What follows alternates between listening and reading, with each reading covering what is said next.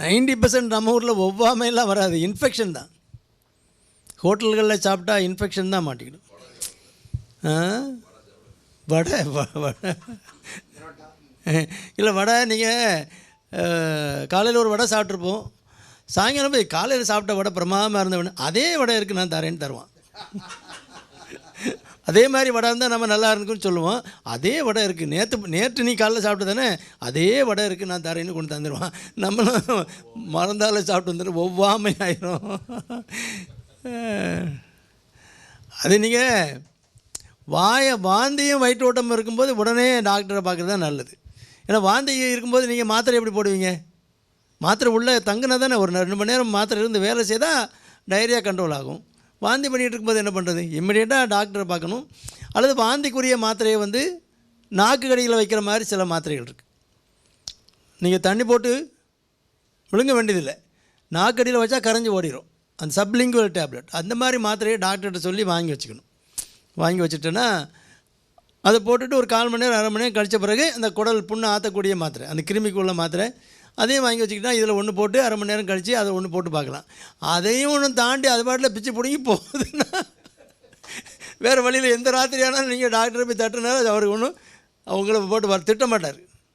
அவசியம் நல்ல வேலை கரெக்டாக வந்தீங்க, இல்லைன்னா என்ன பண்ண முடியாது, மறுநாள் காலையிலாம் ரொம்ப டயர்டாயிரும்.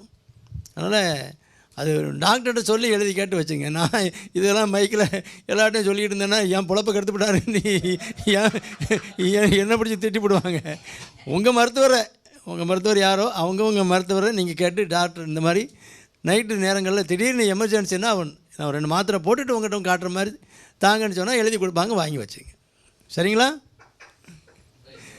நான் ஒன்றுங்க தலைவலின்னா இந்த மாத்திரை எழுதிக்கிங்க, எல்லாம் எழுதிங்க, காய்ச்சல்னால் இது மாத்திரை எழுதிக்கிங்க அப்படின்னு சொன்னால் அதுக்குரிய நேரலை இது இல்லை. அது கொரோனா டைம்லன்னா நான் எல்லாருக்கும் இதெல்லாம் சொல்லிகிட்டு இருக்கலாம். ஏன்னா நீங்கள் வெளியில் போக முடியாது, அப்படிலாம் டேஞ்சர் இருந்து. இப்போ தான் எங்கே தடிக்க விழுந்தா டாக்டர் இருக்காங்களே.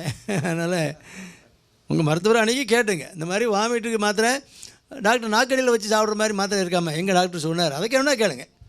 அந்த மாதிரி அப்போ தண்ணி போட்டு விழுங்காமல் நாக்கடியில் வச்ச உடனே கரையிற மாதிரி மாத்திரை இருக்குது.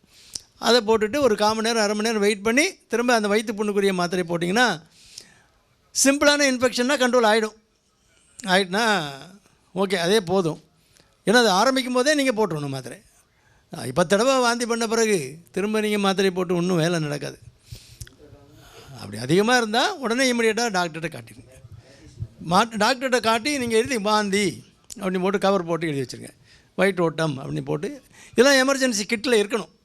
நீங்கள் டூர் போகிறீங்க, வாந்தி, வயிற்று ஓட்டம், தொண்டை வலி, காய்ச்சல், இது 2-3 இந்த மாதிரி ஐட்டங்கள் நீங்கள் எப்போதுமே நீங்கள் உங்கள் பேக்கில் வச்சுங்க. ஊருக்கு எந்த ஊருக்கு போனாலும் சரி, திடீர்னு நீங்கள் ட்ரெயினில் போய்ட்டுருங்க, ராத்திரி திடீர்னு தொண்டை வலி வந்துட்டு ஏசி கோச்சில் போய்ட்டுருங்க, தொண்டை வலி, அப்போமே நைட்டே ஒரு மாத்திரை போட்டால் காலைக்குள்ளே பாதி குறைஞ்சிரும். அதனால் அந்த மாதிரி மாத்திரைகள்லாம் வச்சுக்கலாம். கையில் ஒரு ஃபஸ்ட் எய்ட் கிட்டு நீங்கள் வச்சுக்கலாம்.